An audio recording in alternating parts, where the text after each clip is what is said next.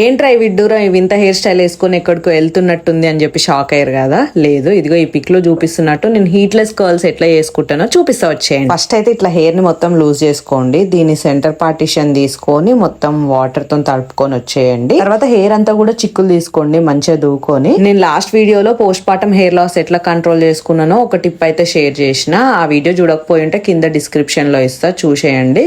ఇదిగో నేను మొత్తం చిక్కులు తీసుకున్నా, చూసిరా అసలు హెయిర్ ఏం రాలేదు. నాకైతే బాగా వర్క్ అవుతుంది, మీరు కూడా ట్రై చేయండి.